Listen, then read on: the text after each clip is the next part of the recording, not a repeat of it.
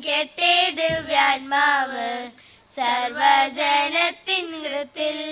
ഈ ആത്മാവിൻ ശക്തിയാൽ യുദ്ധം താണ്ടി ദുരന്തങ്ങൾ ഇവകളിൽ നിന്നും മാനവരെ സംരക്ഷിക്കാൻ ഒരു നാളിൽ മറിയമായ സർവജനത്തിൻ നാഥേ, ഞങ്ങൾ തന്നെ അഭിഭാഷകയായി പ്രാർത്ഥിക്കണമേ.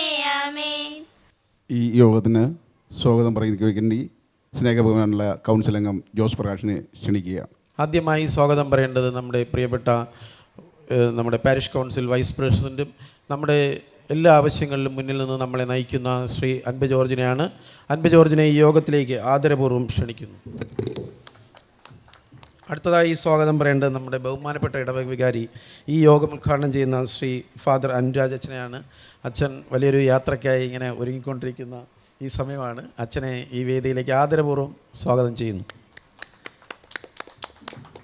അടുത്തതായി സ്വാഗതം പറയേണ്ടത് പാരിഷ് കൗൺസിലിൻ്റെ സെക്രട്ടറിയും നമ്മുടെ 2024-25 വർഷത്തെ നമ്മുടെ റിപ്പോർട്ട് കൂടെ അവതരിപ്പിക്കുന്നതിന് ഇവിടെ എത്തിച്ചേർന്ന ശ്രീ ബിനുവിനെ ഈ യോഗത്തിലേക്ക് ആദരപൂർവ്വം സ്വാഗതം ചെയ്യുന്നു.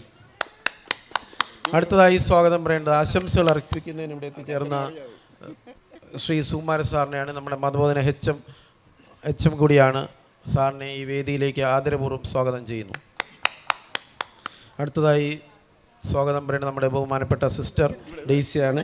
സിസ്റ്റർ നമുക്ക് വേണ്ടി ആധ്യാത്മിക കാര്യങ്ങളിൽ വളരെയധികം സഹായിക്കുന്ന സിസ്റ്ററിനെ ഈ വേദിയിലേക്ക് ആദരപൂർവ്വം സ്വാഗതം ചെയ്യുന്നു.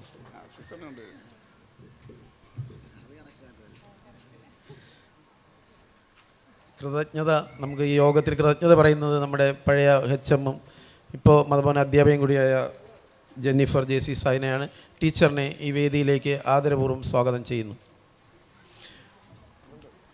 അടുത്തതായി നമ്മളിവിടെ ഈ ഇന്നത്തെ കുറച്ച് ഫങ്ഷൻസ് ഉണ്ട്. അതിൽ മുഖ്യമന്ത്രിയുടെ സ്വർണ്ണ മെഡൽ, വിശിഷ്ട സേവനത്തിലുള്ള മെഡൽ നേടിയ ശ്രീ സുജൻ, പിന്നെ 25 വർഷം പൂർത്തിയാക്കിയ ദമ്പതികൾ, അതിൽ കൂടുതലും വർഷങ്ങൾ പൂർത്തിയാക്കിയ ദമ്പതിമാർ, ഈ പ്രോഗ്രാം അവതരിപ്പിക്കുന്ന കുട്ടികൾ, അവരെ പ്രോഗ്രാമിനെ തയ്യാറാക്കിയ ടീച്ചർമാർ, നമ്മുടെ രക്ഷകർത്താക്കൾ, ഈ യോഗത്തിന് ഇനി എത്തിച്ചേരാൻ എത്തിയിട്ടുള്ള എല്ലാവരെയും ഒരിക്കൽ കൂടി സ്വാഗതം ചെയ്തുകൊണ്ട് അവസാനിപ്പിക്കുന്നു. നന്ദി, നമസ്കാരം.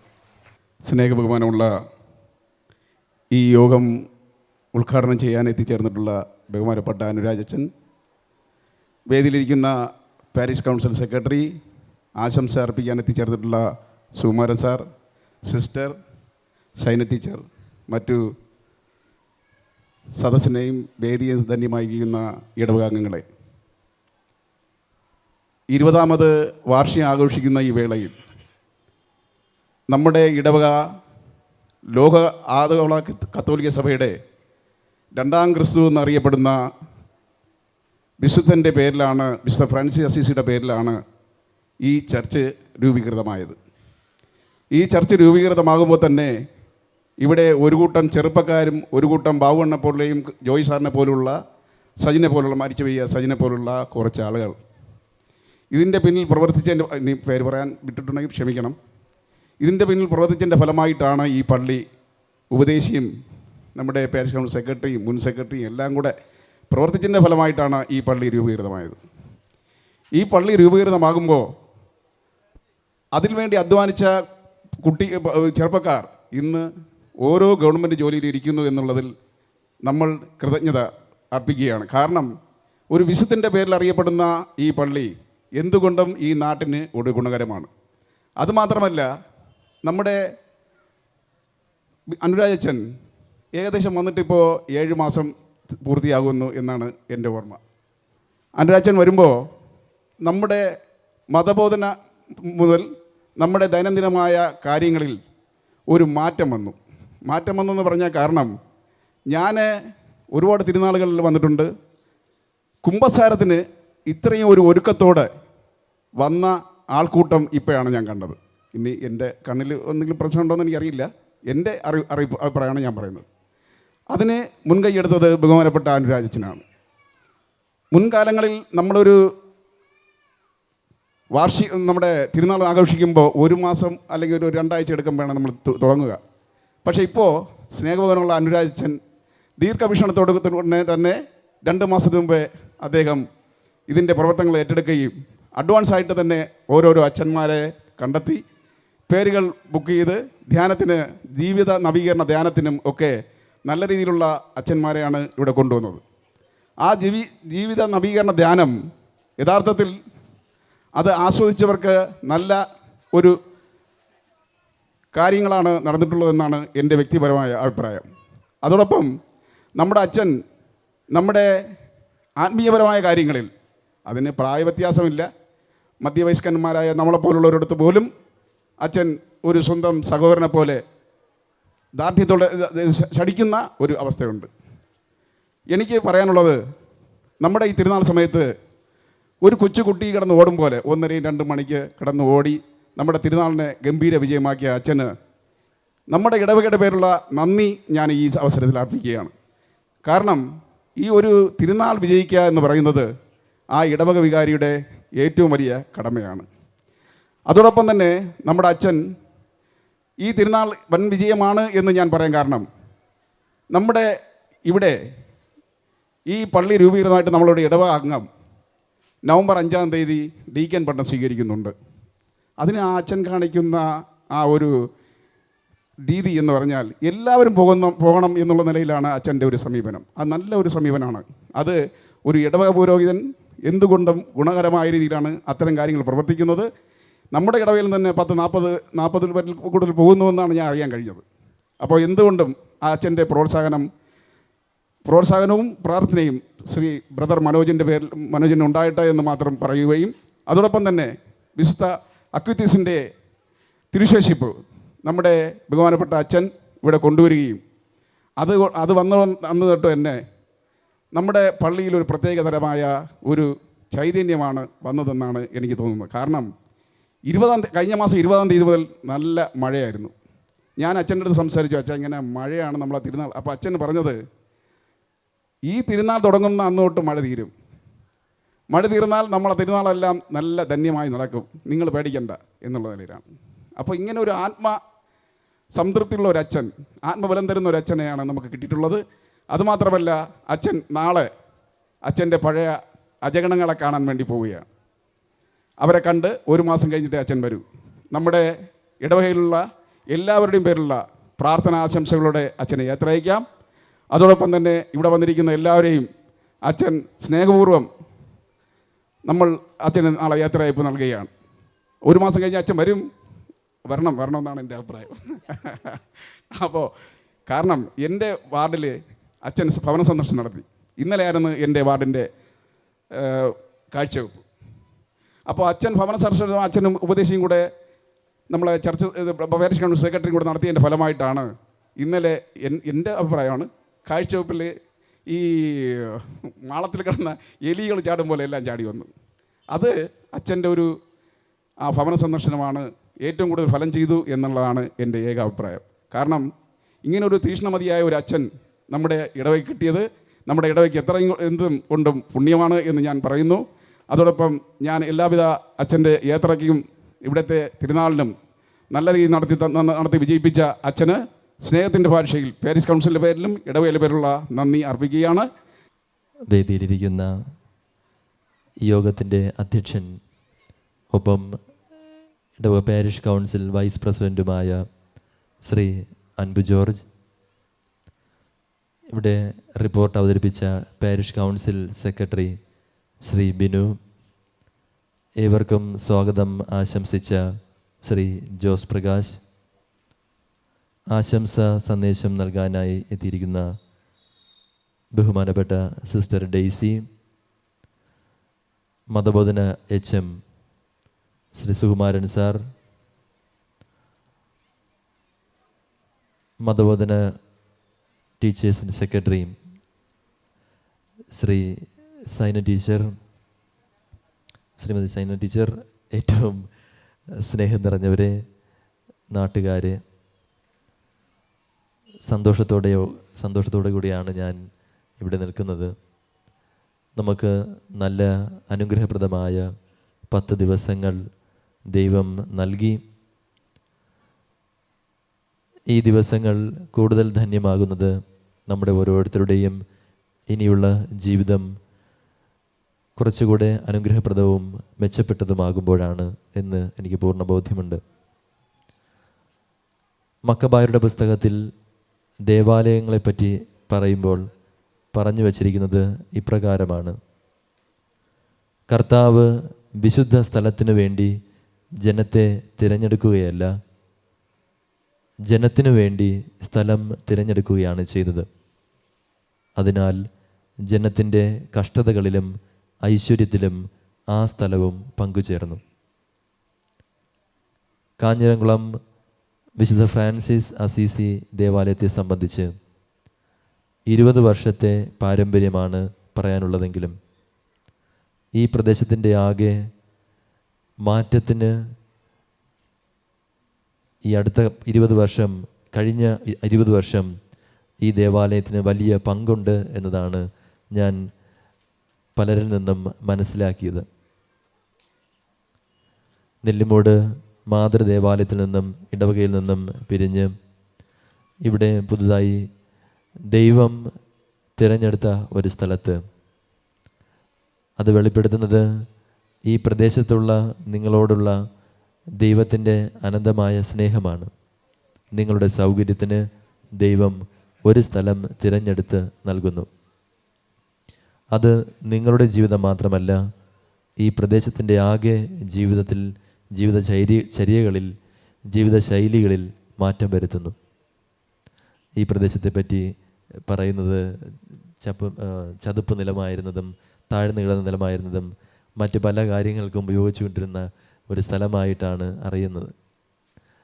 അപ്പോൾ ഇന്ന് അതിൽ നിന്ന് വളരെ വ്യത്യസ്തമായി ദൈവത്തിന് സ്വീകാര്യമായ അനുഗ്രഹങ്ങൾ, ദൈവം ഇറങ്ങി വന്ന് അനുഗ്രഹിക്കുന്ന ഒരു സ്ഥലമായി ഇത് മാറി എന്ന് മാത്രമല്ല, നാനാജാതി മതസ്ഥർക്ക് ഇതൊരു അഭയകേന്ദ്രമായി മാറിയിരിക്കുകയാണ്.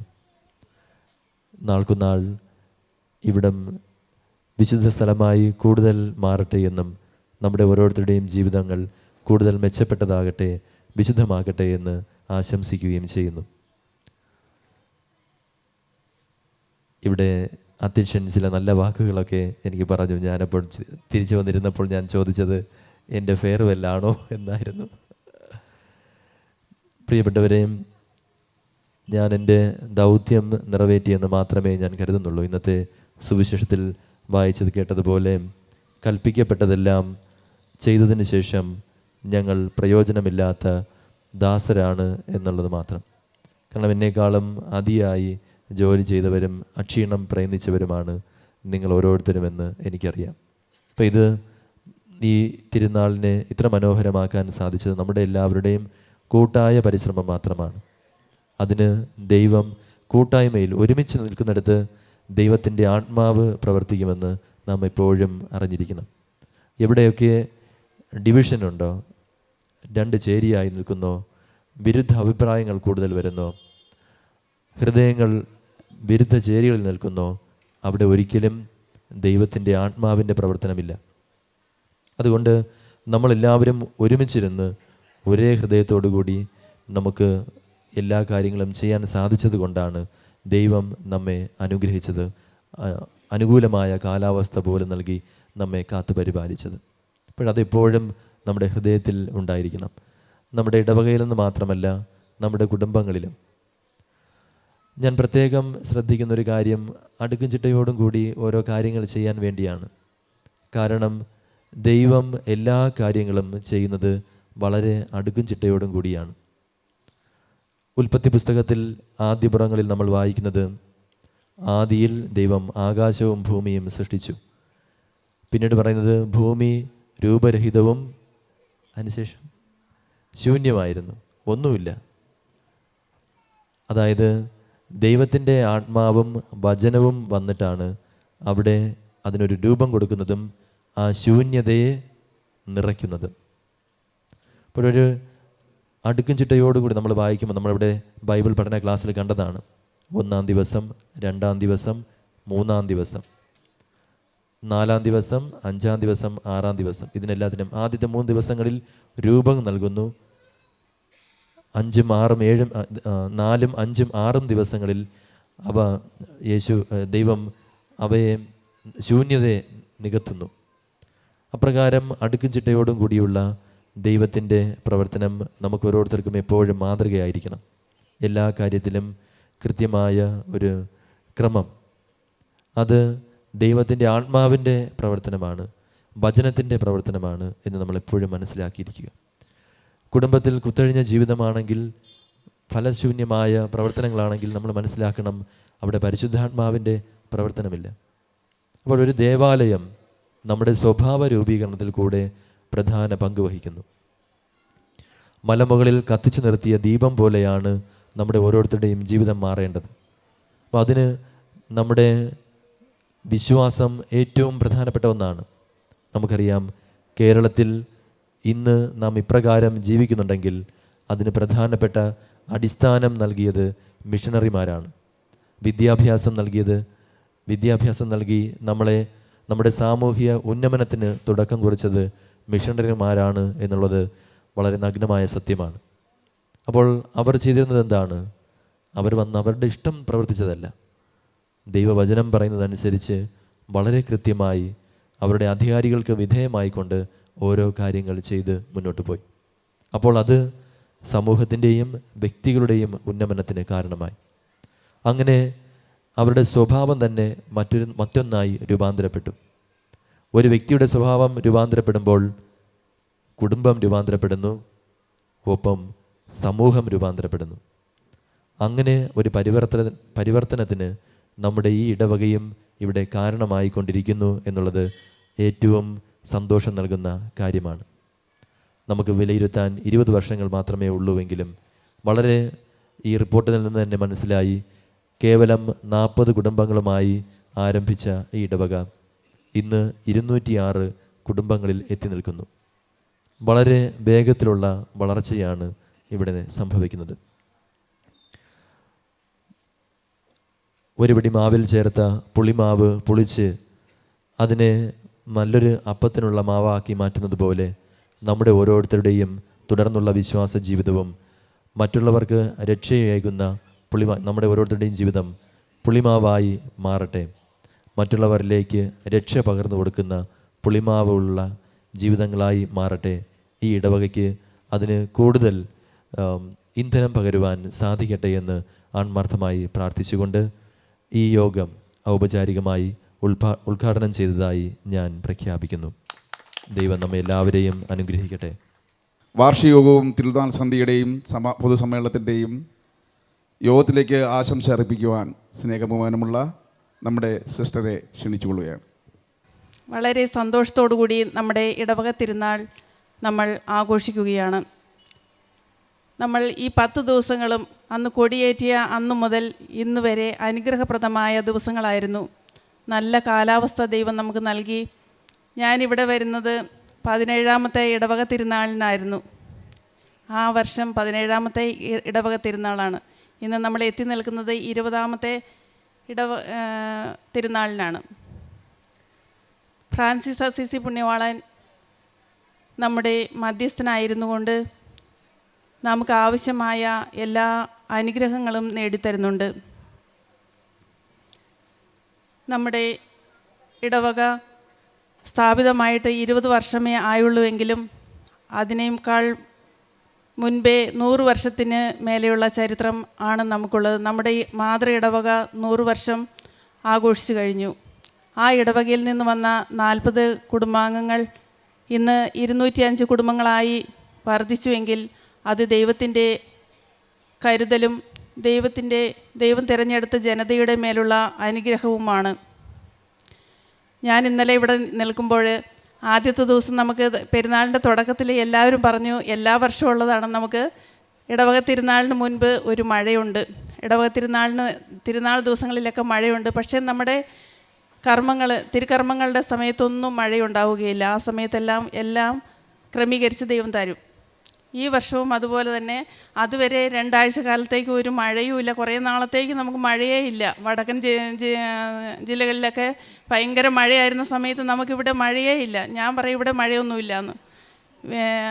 അവിടെയുള്ളവർ വിളിക്കുമ്പോഴൊക്കെ ഞാൻ ചോദിക്കുമ്പോഴൊക്കെ അവിടെ ഭയങ്കര മഴയാണ്, എല്ലാ ദിവസവും ഭയങ്കര മഴയാണ്, വെയിൽ കണ്ടിട്ട് കുറേ ദിവസങ്ങളായി എന്നാണ് പറയുന്നത്. ആ സമയത്തെല്ലാം ഇവിടെ വെയിലായിരുന്നു. എന്നാൽ നമ്മുടെ തിരുനാൾ ആരംഭിക്കുകയാണെന്ന് പറഞ്ഞപ്പോഴത്തേക്കും മഴ തുടങ്ങിക്കഴിഞ്ഞു. മഴ അങ്ങ് ശക്തി പ്രാപിച്ച് വളരെയേറെ നല്ലൊരു അനുഗ്രഹ മഴയായി നമുക്ക് ദൈവം അത് നൽകി. വരണ്ടുണങ്ങിയ ഭൂമിയെ ദൈവം നനച്ചു. അതിനുശേഷം 10 ദിവസങ്ങളും അനുഗ്രഹപ്രദമായ ദിവസമായിരുന്നു. ഇന്നലെ ഞാനിവിടെ 3 മണിക്ക് ഇവിടെ വന്ന് 2 മണി തൊട്ടേ ഉണ്ടായിരുന്നല്ലോ, ഉച്ചയ്ക്കെല്ലാം ഉണ്ടായിരുന്നു. അപ്പോഴെല്ലാം ഇരുണ്ട് കറുത്ത് മഴമേഘം വന്ന് ഭയങ്കര ഇപ്പോൾ ഇടിയിടിക്കും, മൈക്ക് സെറ്റുകാരെല്ലാം ഓഫാക്കട്ടെ എന്നൊക്കെ ചോദിച്ചുകൊണ്ടിരുന്നു. അപ്പോഴും ഞങ്ങൾക്ക് അറിയാം മഴ ദൈവം അതെല്ലാം നല്ല കാലാവസ്ഥ തരുമെന്ന്. ഇവിടെ ബാബു അണ്ണനെ ഉണ്ടായിരുന്നു. അപ്പോൾ ദൈവം ഈ ദിവസങ്ങളെല്ലാം നമുക്ക് അനുഗ്രഹപ്രദമായ ദിവസങ്ങളായിരുന്നു. അത് കാരണം എന്താണെന്നറിയോ, നമ്മൾ അനുഗ്രഹത്തോടുകൂടി 5 ദിവസങ്ങൾ നമ്മൾ വചന പ്രഘോഷണത്തിൽ പങ്കുചേരുകയായിരുന്നു. ദൈവരാജ്യ അനുഭവ ധ്യാനം നടത്തി.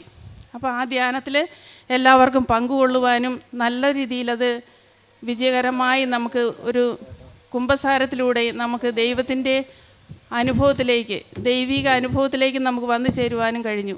അങ്ങനെ ദൈവത്തെ ആശ്രയിക്കുന്ന ജനതയെ ദൈവം ഒരിക്കലും കൈവിടുകയില്ല. അവരുടെ എല്ലാ പ്രാർത്ഥനകളിലും ദൈവം നമ്മുടെ കൂടെ ഉണ്ടായിരിക്കും. നമ്മുടെ ഇടവകയുടെ എല്ലാവിധ പ്രവർത്തനങ്ങളും ഇനിയും കൂടുതൽ മനോഹരമായി മുന്നോട്ട് പോകുവാൻ സർവശക്തൻ അനുഗ്രഹിക്കട്ടെ എന്ന് ആശംസിച്ചുകൊണ്ട് എൻ്റെ എളിയ വാക്കുകൾ നിർത്തുന്നു. സ്നേഹബഹുമാനമുള്ള മതബോധന ഹെച്ചം എൻ സുമാന സാറിനെ ആദരപൂർവ്വം ക്ഷണിക്കുകയാണ്.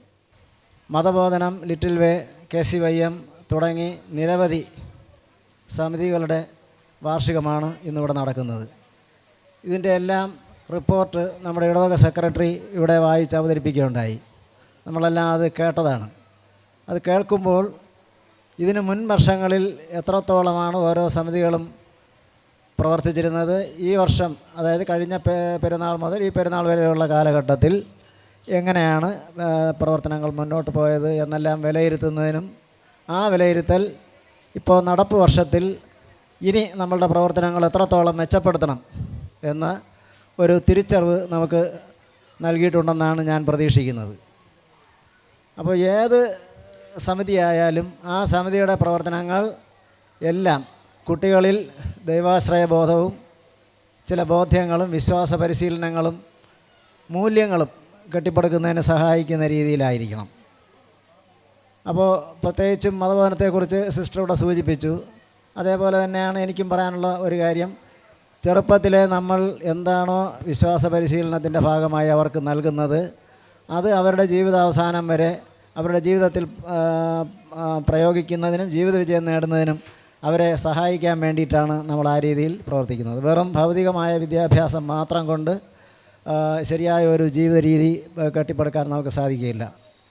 അപ്പോൾ നമ്മൾ പൊതുവിൽ കണ്ടുവരുന്ന ഒരു പ്രവണത, സ്കൂൾ ക്ലാസ്സുകളിൽ പഠിക്കുന്ന ആ ഒരു പ്രായത്തിൽ എല്ലാ കുട്ടികളും വിശ്വാസ പരിശീലനത്തിനൊക്കെ വരുന്നു. പിന്നെ ട്യൂഷൻ്റെ ഒരു പ്രശ്നം പറഞ്ഞാൽ അതുണ്ടെങ്കിൽ തന്നെയും വിശ്വാസ പരിശീലനത്തിലൂടെ കുട്ടികൾക്ക് ചില മൂല്യങ്ങളൊക്കെ കിട്ടാറുണ്ട്. ലോങ് ടേമായിട്ട് കിട്ടുന്ന മൂല്യങ്ങളുണ്ട്, ഷോർട്ട് ടേമായിട്ട് കിട്ടുന്ന മൂല്യങ്ങളുണ്ട്. ചിലപ്പോൾ ഒരു 1-2 ക്ലാസ്സുകളിൽ കുട്ടികൾ അറ്റൻഡ് ചെയ്ത് കഴിഞ്ഞാൽ അത് കൃത്യമായി അവർ ശ്രദ്ധിച്ചിട്ടുണ്ടെങ്കിൽ അവർക്ക് ലഭിക്കുന്ന ചില മൂല്യങ്ങളുണ്ട്. എന്നാൽ ചില മൂല്യങ്ങൾ അങ്ങനെയല്ല. അത് വർഷങ്ങളോളം പല ക്ലാസ്സുകളിലൂടെ കടന്നു പോകുമ്പോഴായിരിക്കും അവർക്ക് ആ മൂല്യം ലഭിക്കുന്നത്. ആ ലഭിക്കുന്ന മൂല്യം അവരുടെ ജീവിതത്തിൽ അവർക്ക് ഗുണപ്രദമായി വരണം എന്നാണ് നമ്മളെല്ലാവരും ആഗ്രഹിക്കുന്നത്. ഇപ്പോൾ അതായത് ഇപ്പം മനുഷ്യ ശരീരം ശരിയായി പ്രവർത്തിക്കണമെന്നുണ്ടെങ്കിൽ അതിൻ്റെ വിവിധ അവയവ വ്യവസ്ഥകൾ ശരിയായ രീതിയിൽ പ്രവർത്തിക്കണം. എങ്കിൽ മാത്രമേ ആരോഗ്യകരമായി ഒരാൾക്ക് ജീവിതം നയിക്കാൻ സാധിക്കുകയുള്ളൂ. അതുപോലെ തന്നെയാണ് ഒരു ഇടവകയുടെ കാര്യവും. ഇടവകയിൽ വിവിധ സമിതികളുണ്ട്, ഞാൻ പറഞ്ഞല്ലോ ആദ്യമേ. അപ്പോൾ അതെല്ലാം നല്ല രീതിയിൽ പ്രവർത്തിക്കുകയാണെങ്കിൽ മാത്രമേ ഇടവകയും പുരോഗതിയിലേക്ക് പോവുകയുള്ളൂ. അപ്പോൾ ഈ മതബോധനത്തിലൂടെ എല്ലാം കുട്ടികൾക്ക് മൂല്യങ്ങളും കാര്യങ്ങളും എല്ലാം കിട്ടി അവർ വരുന്നു. പക്ഷേ ഒരു പരിധി കഴിയുമ്പോൾ ഇതിൽ കുറച്ച് പേരെങ്കിലും ഇതിൽ നിന്നെല്ലാം പിന്മാറിപ്പോകുന്ന ഒരു പ്രവണത നമ്മൾ കണ്ടുവരുന്നുണ്ട്. അപ്പോൾ ആ പിന്മാറ്റത്തെ ചെറുത്ത് തോൽപ്പിച്ച് ആ കുട്ടികളെ കൂടെ നമ്മുടെ വിശ്വാസ പരിശീലനത്തിൻ്റെ പാതയിൽ കൊണ്ടുവരുന്നതിനും അവരെ മുതിർന്ന പൗരന്മാരാക്കി മാറ്റി തീർക്കുന്നതിനുള്ള ഒരു ഉത്തരവാദിത്വം നമുക്ക് എല്ലാവർക്കും ഉണ്ട്. അതിനായി നമുക്ക് കൂട്ടായിട്ട് പരിശ്രമിക്കാം. നമ്മുടെ വിശുദ്ധൻ്റെയും ദൈവത്തിൻ്റെയും അനുഗ്രഹം ഇനിയുള്ള പ്രവർത്തനങ്ങളിൽ നമുക്ക് വഴികാട്ടിയായിരിക്കട്ടെ എന്ന് ആശംസിച്ചുകൊണ്ട് നിർത്തുന്നു. നമ്മുടെ ഇടവകയിൽ നിന്നും വിവാഹിതരായി 25 വർഷം പൂർത്തീകരിച്ചിട്ടുള്ള ദമ്പതിമാരെ സ്നേഹപൂർവ്വം ഇടവക ആദരിക്കുകയാണ്. ആദ്യമായി 43 വർഷം വിവാഹ വാർഷികം ആഘോഷിക്കുന്ന സ്നേഹബഹുമാനമുള്ള ശ്രീ സത്യദാസനും സ്നേഹബഹുമാനമുള്ള ഉഷയ്ക്കും ഈ ദമ്പതിമാരെ സ്നേഹപൂർവ്വം വേദിയിലേക്ക് ഞാൻ സ്വാഗതം ചെയ്യുന്നു. ഇവരെ ആദരിക്കുവാൻ സ്നേഹബഹുമാനമുള്ള ഇടവികാരി അനുരാജനെയും സിസ്റ്റർ ഡെയ്സി അവർകളെയും മറ്റു ഞാൻ ക്ഷണിച്ചുകൊള്ളുന്നു.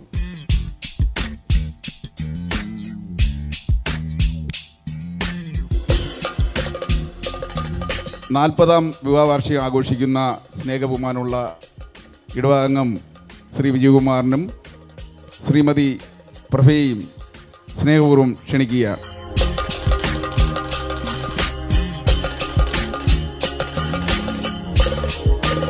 30ാം വിവാഹ വാർഷികം ആഘോഷിക്കുന്ന ശ്രീ ജയകുമാറും ശ്രീമതി ബേബിയെയും ഞങ്ങൾ സ്നേഹപൂർവ്വം വേദിയിലേക്ക് ക്ഷണിക്കുകയാണ്.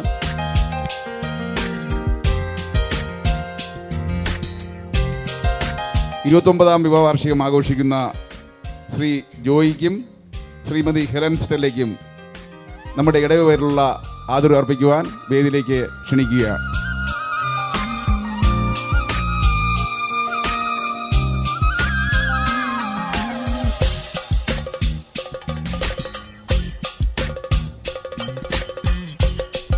ഇരുപത്തെട്ടാം വിവാഹ വാർഷികം ആഘോഷിക്കുന്ന നമ്മുടെ ഇടവകാംഗം നമ്മുടെ ഇടവക കൗൺസിൽ അംഗവും അക്കൗണ്ടൻറ്റുമായ സ്നേഹബഹുമാനമുള്ള ശോഭിതരാജിനെയും ശ്രീമതി ഷീബയെയും നമ്മുടെ ഇടവകയുടെ പേരിലുള്ള ആദരവ് അർപ്പിക്കുവാൻ വേദിയിലേക്ക് ക്ഷണിക്കുക.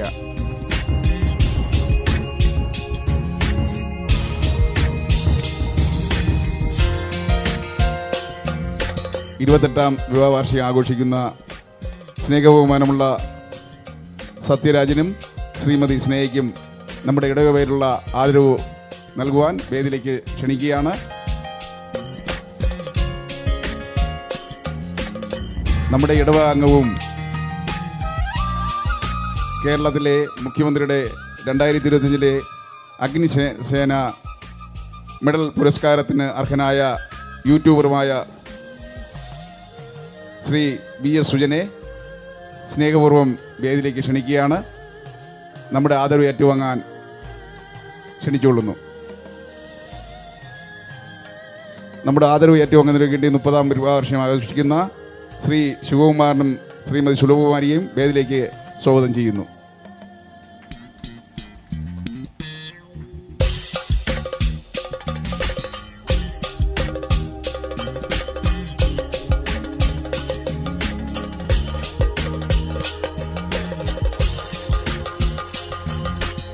സ്നേഹമുള്ളവരെ, നമ്മുടെ ഈ വാർഷിക സമ്മേളനത്തിൻ്റെ അവസാന ഇതിലേക്ക് കടക്കുകയാണ്.